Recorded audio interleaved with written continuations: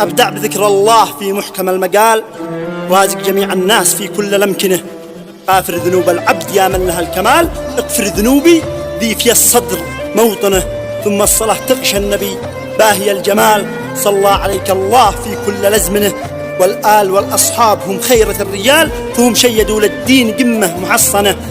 ومن بعدها يا وقت جاوب على السؤال، سؤال حير الأفكار والعقل جننه، وخلى فطين القوم يحتار في الخيال، يدوم الذكي ذاك ويزيد يعجنه.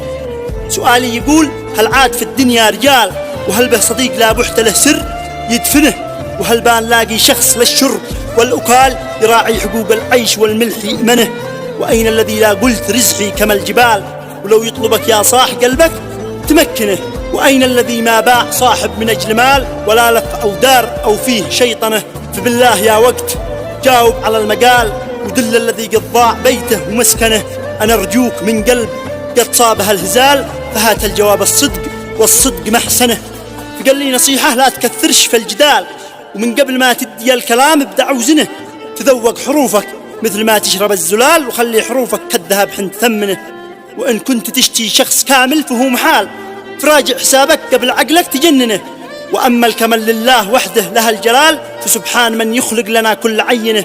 وإن كنت تشتي شخص في أحلى الخصال، تشيله على الراس وفي الصدر تخزنه. إذا جاك وقت الضيق والحزن والنكال، ويثبت معك من طيب أصله ومعدنه. خليه لك مسند إذا الهم جا وبال، فمثل الصديق الجيد هذا عد أضمنه. وشبصم عليه بالعشر وافتح له المجال، وهذا الذي ماشي في الأرض يفتنه.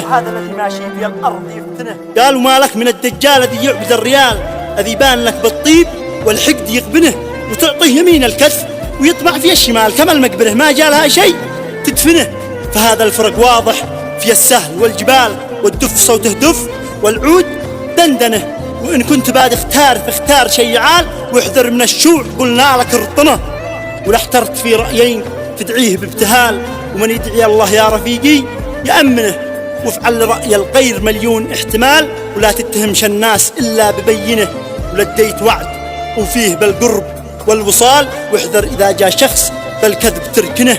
ولديت وعد وفيه بالقرب والوصال، واحذر إذا جاء شخص بالكذب تركنه.